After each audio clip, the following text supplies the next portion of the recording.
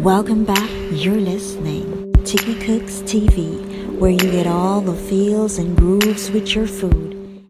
Wagwan, my lovely taquitos, welcome back to my channel. I want to thank you for your support thus far, and if you're just joining me, hello there. What are you waiting for? Go ahead, hit that subscribe button if free, and don't forget to give me a thumbs up, leave a comment, don't be shy, and most importantly, share with all of your wonderful friends, them your good up friends, them, because God love when you share.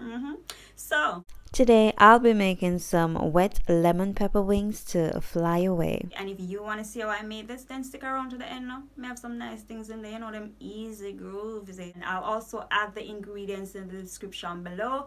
So yeah, that's just about it. Let's get right into it. Oh, I don't want to toot my own arm, but it have a buzz. It have a buzz.